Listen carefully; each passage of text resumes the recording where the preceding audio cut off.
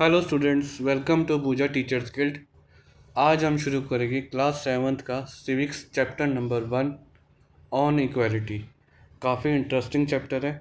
इसमें कुछ बेसिक्स बताए गए हैं कॉन्स्टिट्यूशंस के लिए, तो आइए वो समझेंगे। तो शुरुआत करते हैं। The Indian constitution recognize every person as equal. मतलब कि हमारे जो कॉन्स्टिट्यूशन में, संविधान में लिखा है कि हर एक इंसान इक्वल है। This means that every individual in the country including male and female person from caste, religion, tribal, education, economic background and recognized as equal। अब मेनली इसमें बताया गया है कि सारे के सारे, हर एक इंडिविजुअल कंट्री का, चाहे वो मेल हो, चाहे वो फीमेल हो, चाहे वो किसी भी कास्ट का हो, चाहे वो रिलीजन का हो, चाहे किसी ट्राइब का हो, चाहे एजुकेशनल बैकग्राउंड उसकी कैसी भी हो, चाहे मतलब कम पढ़े लिखा हो, चाहे ज़्यादा पढ़ा लिखा हो, इकोनॉमिक बैकग्राउंड चाहे वो गरीब हो या अमीर हो, उसको हम रिकॉग्नाइज करेंगे एज इक्वल। मतलब कि इक्वल ही सबको मानेंगे। ठीक है। This is not to say that inequality case is case to exist. हम कह नहीं सकते कि देश में हमारे इनइक्वालिटी नहीं है। आज भी भेदभाव देखने को कई जगह मिलते हैं, जैसे गांव देहात एरिया में। It does not, but at least in democratic India the principle of the equality is of all person is recognized. अब मेनली जो डेमोक्रेटिक इंडिया में जो प्रिंसिपल है इक्वालिटी का, वो सबको ही मतलब साथ लेके चलता है एक तरीके से। सारे के सारे जो हमारे इंडियन कॉन्स्टिट्यूशन में बताता है कि सारे के सारे जो पर्सन है वो इक्वल है। While earlier no law existed to protect people from discrimination and ill treatment. पहले के समय में जब कोई कानून वगैरह नहीं होता था, तो बहुत ज़्यादा डिस्क्रिमिनेशन होता था, भेदभाव होता था और उनके साथ इल ट्रीटमेंट होता था। Now there are several that work to see that people are treated with dignity as equal. But आज के टाइम में काफ़ी सारे कानून वगैरह आ गए हैं जिससे कि सबको इक्वल ही ट्रीट किया जाता है। अब हम जानेंगे आगे। This recognition of equality include some of the following provision in Constitution। अब ये इक्वालिटी के लिए कुछ प्रोविज़न दिए गए हैं कॉन्स्टिट्यूशन में हमारे, जो कि पहला है every person is equal before law. ठीक है। हर एक इंसान कानून से ऊपर नहीं है, चाहे वो, आगे देख लेते हैं what this means is that every person from president of country to Kanta a domestic worker। मतलब कि कोई भी इंसान कानून से ऊपर नहीं होगा, चाहे वो एक देश का प्रेसिडेंट क्यों ना हो या घर का काम करने वाली एक कांता बाई क्यों ना हो। ठीक है। Had to obey the same law, दोनों को ही सेम लॉ मानना पड़ेगा। सेकंड आ गया no person can discriminated against on the basis of their religion, caste, race, place of the birth, whether they are female और मेल। ठीक है। Second इसमें कहा गया है कि कोई भी डिस्क्रिमिनेट नहीं कर सकता, मतलब कि भेदभाव नहीं कर सकता। किससे? ऑन द बेसिस देयर, उसके धर्म के नाम पर, कानून को आपके कास्ट के नाम पर, मतलब कि जाति या बर्थ प्लेस या कहीं भी आप हुए हो उसके बिहाफ पर, ऑन द बेसिस पर, चाहे आप मेल हो चाहे फीमेल हो, आपसे कोई भी डिस्क्रिमिनेट नहीं कर सकता। ठीक है। अब आ गया third, every person has access to all public place including playground, hotel, shop, market. हर एक पर्सन को एक्सेस कर सकता है, मतलब जा सकता है पब्लिक प्लेस में, चाहे वो प्लेग्राउंड हो, ठीक है, पार्क हो, होटल हो, मार्केट हो, उसको कोई रोक नहीं सकता। All person use publicly available well, road, bathing ghat. मतलब कि आप कहीं भी, आप ऐसा नहीं है कि आपको कोई बोल सकता है कि इस रोड पर तुम्हारा आना मना है या कुछ भी, आप कहीं भी आ जा सकते हो। ठीक है। फोर्थ है जो लास्ट है, अनटचेबिलिटी हैज़ बीन एबोलिश्ड, मतलब छुआछूत से मुक्ति। पहले के टाइम में छुआछूत होती थी काफ़ी ज़्यादा, तो अब उससे क्या हो गई, मुक्ति, मतलब कि वो अनटचेबिलिटी हैज़ बीन एबोलिश्ड, मतलब खात्मा हो चुका है छुआछूत का। ठीक है, ये दे रखा है हमारे पार्लियामेंट का, पार्लियामेंट बता रखी है। अब इसमें आगे पढ़ेंगे हम the two ways in which the government has tried to implement the equality that is guaranteed in the constitution। अब मेनली जो गारंटी दे रखी थी कॉन्स्टिट्यूशन में, उसके साथ साथ गवर्नमेंट ने भी अपनी तरफ से कुछ काम किया है, जो सरकारें होती है कि सारे के सारे मतलब इक्वली ट्रीट किए जाए एक दूसरे से, उन्होंने भी कुछ काम किया गवर्नमेंट ने भी। अब गवर्नमेंट ने क्या किया है, first through law and second through government program. पहला इन्होंने कानून बनाए गवर्नमेंट ने, और दूसरा कुछ प्रोग्राम बनाए या स्कीम्स वगैरह बनाई जो डिसएडवांटेजेस कम्युनिटी है उनको उठाने के लिए, जो बैकवर्ड क्लास से आते हैं। ठीक है, देर आर सेवरल लॉ, कई टाइप के कानून आए in India protect every person, हर एक पर्सन को प्रोटेक्ट करने के लिए, right to be treated equally, equally treat करने के लिए। ठीक है, in traditional law the government has also set up several scheme, government ने काफ़ी सारी स्कीम्स वगैरह भी मतलब सेटअप की। ठीक है, to improve the lives of communities and individual, तो इम्प्रूव करने के लिए इनके अंदर जो कम्युनिटीज़ और इंडिविजुअल को कि जैसे तैसे करके मतलब इनके साथ भेदभाव ना हो। ठीक है, who have been treated unequally for several centuries, जो कि कम्युनिटीज़ वगैरह जो थी काफ़ी उनके साथ जो भेदभाव होते आए पीछे से, उनको मतलब एक तरीके से इम्प्रूवमेंट मिले। ठीक है, this scheme are to ensure greater opportunity for people who have not had in this the past. ठीक है, उनको काफ़ी सारी अपॉर्चुनिटीज़ वगैरह दी गई जो कि उनको पहले कभी नहीं मिली थी। ठीक है, अब क्या लिया गया बताते हैं। One of the step taken by the government include the mid day meal scheme, पहला जो इन्होंने सबसे अच्छा स्टेप लिया मिड डे मील स्कीम का, जो कि स्कूलों में मिलता है, आपको सबको पता ही होगा।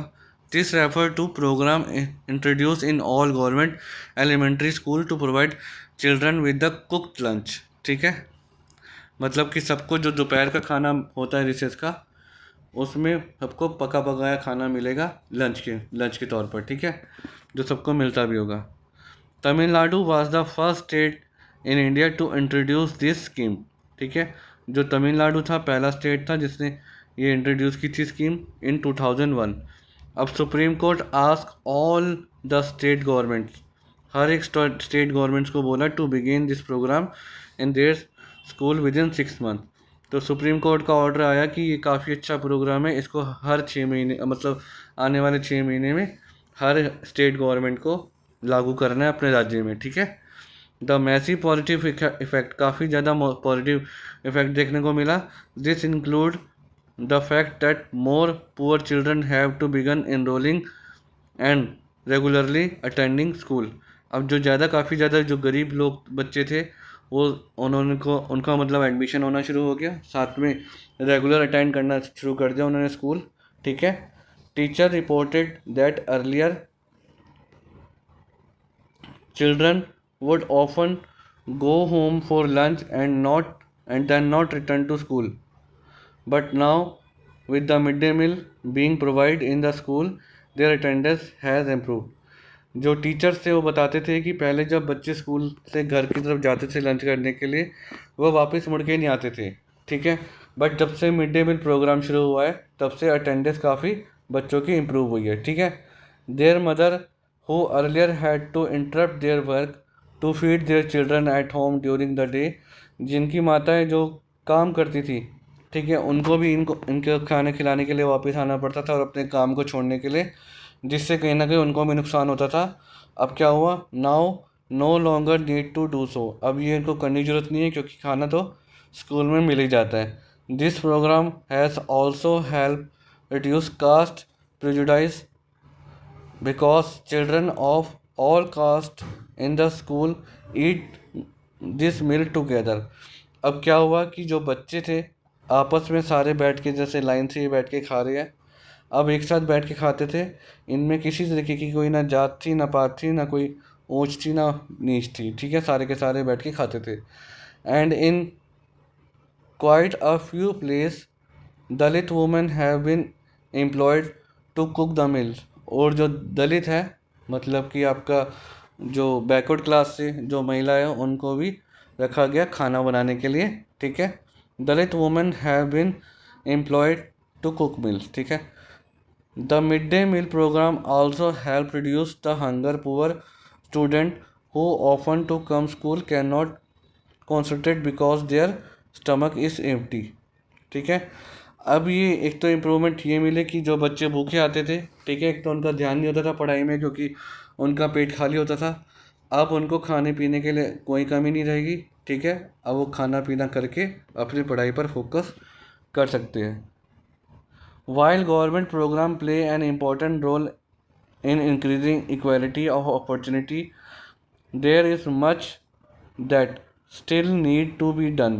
गवर्नमेंट ने काफ़ी सारे जो प्रोग्राम बनाए चलाए, ठीक है, इंक्रीजिंग करने के लिए, क्या, इक्वालिटी अपॉर्चुनिटी, ठीक है, कि किसी के साथ भेदभाव ना हो, सारे के सारे इक्वल माने जाए। There is much that still need to be done. काफ़ी ज़्यादा उन्होंने काम भी किया इस पर।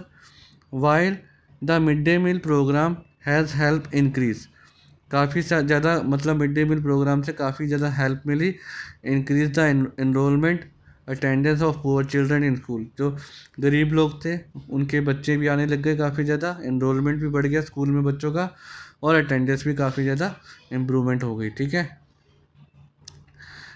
There continues to big difference in our country between school that rich attend and those that poor attend, ठीक है। कई जगह अच्छी अटेंडेंस हो जाती थी, कई जगह poor. Even today there are several school in the country in which Dalit children are discriminated against and treated in equally. Mainly कई स्कूलों में आज भी बताते हैं कि जो दलित बच्चे हैं उनके साथ अनइक्वली डिस्क्रिमिनेट मतलब भेदभाव होता है, ठीक है। This children are faced into an unequal situation in which their dignity is not respected। मतलब कि जो फेस करते हैं अनइक्वल, तो इनकी वजह से इनकी जो मतलब डिग्निटी है वो एक तरीके से उनको अच्छा नहीं लगता, मतलब एक ख़राब सा फील होता है। This is because people refuse to think of them as equal even though the law require. अब ये सब चीज़ें जो देखकर काफ़ी ज़्यादा एक जो अनइक्वालिटी हो रही थी, इनके साथ डिस्क्रिमिनेट हो रहा था, ठीक है, इसको देखते हुए कानून लाया गया, ठीक है, इसकी कानून की ज़रूरत थी। अब कानून लाया गया तो one of the main reason for this is that attitudes change very slowly. ये जो एटीट्यूड था डिस्क्रिमिनेट का बहुत धीरे धीरे चेंज हुआ। Even though person are aware that discrimination against the law, कई जो लोग थे वो जो मतलब कई लोग थे उनको पता था, ठीक है ना, डिस्क्रिमिनेशन के अगेंस्ट थे और कानून के। They continue treat people unequally on the basis of their caste. मतलब जो कानून एक तरीके से कानून को भी कुछ नहीं मानते थे।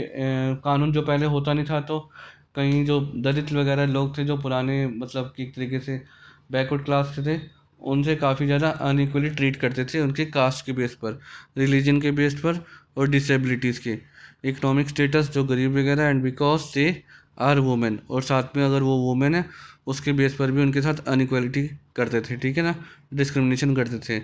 It is only when people begin to believe that no one interior and that every person deserve to be treated dignity. मतलब कि एक तरीके से कोई भी ऐसा कोई मतलब जो पर्सन है अपने आप को एक मतलब एक वीआईपी ना समझे, ठीक है। हर एक पर्सन को एक तरीके से डिग्निटी के साथ ट्रीटेड करना चाहिए, मतलब इज्जत के साथ पेश आना चाहिए हर किसी के साथ। That present attitude can change, और ये जो प्रेजेंट एटीट्यूड था ये चेंज होना चाहिए कि किसी के साथ भी आप डिस्क्रिमिनेट कर सकते हैं, ठीक है। Establish equality in a democratic society is a continuous struggle and one in which individual as well as various community in India contribute to and you will read more about this in this book. अब mainly क्या है कि इसमें काफ़ी सारी जो community थी हमारे इंडिया में, काफ़ी ज़्यादा उन्होंने स्ट्रगल किया, काफ़ी ज़्यादा प्रॉब्लम वगैरह फेस की, ठीक है ना, कम्युनिटीज़ में। इसके बारे में हम थोड़ा सा और आगे जाकर पढ़ेंगे चीज़ों को, जो नेक्स्ट चैप्टर होगा। अभी थोड़ा सा एक और पॉइंट है, issue of equality in other democracies. अब जो अदर डेमोक्रेसी थी उसके बारे में पढ़ेंगे क्या क्या है। You are probably wondering whether India is the only democratic country in which there is inequality. एक सिर्फ आप जानकर मतलब जानेंगे तो एक तरीके से समझेंगे कि इंडिया ही नहीं है कि यहाँ पर जो डिस्क्रिमिनेट देखने को मिलता है, और भी जो कंट्रीज़ है वहाँ पर भी इनइक्वालिटी फेस की जाती है, ठीक है। There was the struggle, equality continue to exist. अभी भी आज के टाइम में भी आपको काफ़ी ज़्यादा जो इनइक्वालिटी है देखने को मिलेगी हर कंट्रीज में। The truth is that many democratic countries around the world this issue of equality continue to be the key issue around which community struggle. अब एक इसमें जो हर कहीं मतलब कई कंट्रीज़ है उसमें काफ़ी ज़्यादा जो स्ट्रगल करती है कई कम्युनिटीज़ है, उसके बारे में कुछ बताया गया एग्जांपल के तौर पर। So for example United State of America, the American African whose ancestors were the slaves who were bought over from Africa. जो इंडो अफ्रीकन आप लोगों ने देखा होगा, काफ़ी जो ब्लैक्स होते हैं अफ्रीकन्स, वहाँ पर जो स्लेव्स के तौर पर, गुलाम के तौर पर लाए गए थे अफ्रीका से, ठीक है। Continue to describe their live today are largely unequal, ठीक है ना, उनको अनइक्वल के तौर पर देखा जाता है, मतलब कि उनके साथ डिस्क्रिमिनेशन होता है अमेरिका में। This despite the fact there was a movement in the late 1950। अब 1950 में इसी को लेकर काफ़ी बड़ा मूवमेंट भी शुरू हुआ था, to push equal right for African American. जो अफ्रीकन अमेरिकन थे उनको मतलब कि एक राइट मिले, ठीक है, डिस्क्रिमिनेशन ना हो उनके साथ। तो उन्होंने भी मतलब एक तरीके से प्रोटेस्ट किया, काफ़ी मूवमेंट किए, मतलब एक तरीके से आंदोलन वगैरह हुए। तो आगे पढ़ेंगे। Prior to this African American were treated extremely unequally in the United State and denied equally through the law, ठीक है। जो अफ्रीकन्स थे, जो ब्लैक्स थे, उनको कानून के हिसाब से एक तो कानून भी नहीं माना जाता था उनके खिलाफ, ना उनके लिए कोई कानून था, ठीक है। उनके साथ काफ़ी ज़्यादा मतलब एक तरीके से एक्सट्रीमली डिस्क्रिमिनेशन होती थी, भेदभाव होते थे। For example when travelling by bus they either had to sit at the back of the bus और get up from their seat whether a white person wish to sit. अब इनके साथ एक तो सबसे बड़ा डिस्क्रिमिनेशन ये देखा गया कि जब ये लोग बस पे चढ़ते थे तो इनको सबसे आखिरी की सीट मिलती थी, बैक की सीट बिल्कुल। और अगर जो पूरी सीट फुल हो जाए, ठीक है, और जगह नहीं है और कोई वाइट चढ़ जाए, तो पीछे की सीट पर जाकर अगर वाइट बैठना चाहता है तो ब्लैक को खड़ा होना पड़ता था और उसको सीट देनी पड़ती थी, ठीक है। अब एक स्टोरी है छोटी सी, ये बताई गई है। रोज़ा पार्क, जो एक रोज़ा पार्क है, 1913 to 2005 was an African American woman, एक अफ्रीकन अमेरिकन वुमेन थी। Tired from a long day to work she refuse to give her seat on a bus to a white man on 1 December 1955। अब ये काम से घर लौट रही थी, ठीक है, और थकी भी थी, और जब कोई वाइट मैन चढ़ा, इसने सीट मांगी तो इसने देने से मना कर दिया, ठीक है। तो ये उसी दिन से 1 दिसंबर 1955 से एक तरीके से एक मूवमेंट शुरू हो गया, ठीक है। Her refuse that they started a huge agitation against the unequal way in Africa, ठीक है। African American were treated and which came to be known as civil right movement. अब ये सब चीज़ें होने के बाद जब सीट नहीं दी तो उसी दिन से एक सिविल राइट मूवमेंट शुरू हो गया कि इनको भी एक तरीके से इक्वली ट्रीट किया जाए, ठीक है। The civil right act 1964 prohibited discrimination on the basis of race, religion और national origin. It is also stated that all school would be open African American children and that they would no longer have to attend. अब mainly क्या हुआ कि 1964 में, ये 1955 से लेकर 1964 तक ये मूवमेंट शुरू हुआ। अब एक सिविल राइट एक्ट बन गया 1964 में, और साथ में एक प्रोहिबिटेड बना दिया गया डिस्क्रिमिनेशन की अगेंस्ट, ब्लैक के अगेंस्ट कोई भी डिस्क्रिमिनेशन नहीं होगा on the basis of religion, ठीक है, और नेशनल ओरिजिन के बेस पर उनके साथ, अफ्रीकन अमेरिकन के साथ। और जो अफ्रीकन्स के बच्चे थे उनके लिए अलग स्कूल नहीं होगा, उनको भी साथ में वाइट के साथ पढ़ना कंपलसरी कर दिया, मतलब कि वो भी अब पढ़ सकते हैं, उनको सेपरेट स्कूल में जाने की ज़रूरत नहीं है, ठीक है। School specially set up for them जो बनाए जाते थे अब इकट्ठे पढ़ सकते थे। However despite this the majority of African American continue to be among the poorest in the country. But आज के टाइम में भी जो अफ्रीकन अमेरिकन है वो आज भी काफ़ी ज़्यादा गरीब है कंट्री में, ठीक है। Most of African children can only afford to attend government school that have fewer facility and poor qualified teacher as compared to white student who either go to private school। But आज के time में भी देखने को मिलता है वहाँ पर जो गरीब है अफ्रीकन्स, उनके बच्चे आज भी गवर्नमेंट स्कूल में जाते हैं, और जो वहाँ के टीचर है पुअरली क्वालिफाइड है, ठीक है ना। और जो वाइट बच्चे हैं, वाइट वालों के मतलब जो गोरे हैं उनके बच्चे आज भी प्राइवेट स्कूल वगैरह में पढ़ते हैं और live in area where the government school are highly rated as private school. काफ़ी ज़्यादा मतलब अच्छे स्कूल हैं प्राइवेट गवर्नमेंट के अकॉर्डिंगली, ठीक है। अब ये challenges in of a democracy, democracy में क्या क्या चैलेंजेस है ये दिखते हैं। लगभग इसमें कुछ ऐसा कोई क्वेश्चन नहीं बनेगा इसमें, तो लगभग हमने इस चैप्टर को क्लियर कर ही लिया है, ठीक है। तो ये 3 क्वेश्चंस बनते हैं इसमें, लगभग यही इन्हीं में से आपको देखने को मिलेंगे, ये वाला, ठीक है। In democracy why is universal adult franchise important. इसका आंसर एक तरीके से ये वाला है, यहाँ से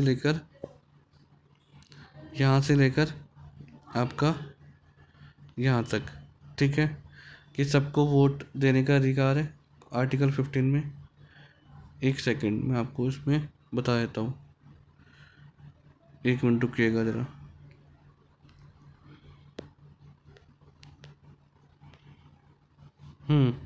सॉरी, जो फर्स्ट का है ये वाला यूनिवर्सल एडल्ट फ्रेंचाइज, ठीक है, ये आंसर फर्स्ट का है। सेकंड का ऊपर वाला है जो मैं फर्स्ट बता रहा था, ये वाला है सेकंड का, ठीक है, ये यहाँ तक। थर्ड का आप इसमें चेक कर लीजिएगा, all person equal before law, वो सबसे फ्रंट पेज में, जो कि सारे के सारे कानून से, कोई भी कानून से ऊपर नहीं हो सकता, चाहे वो प्रेसिडेंट हो चाहे वो डोमेस्टिक वर्कर लेडीज़ हो कोई, ठीक है ना। आई होप सारे के सारे आपको जो उसमें टॉपिक्स है सारे क्लियर हुए होंगे, ठीक है। तो मिलते हैं आपको एक नए वीडियो में, और आपको अगर जो वीडियो पसंद आए तो प्लीज़ इसको लाइक कीजिएगा और चैनल को सब्सक्राइब कीजिएगा। मिलते हैं आपके साथ आपसे एक नई वीडियो में। Thank you.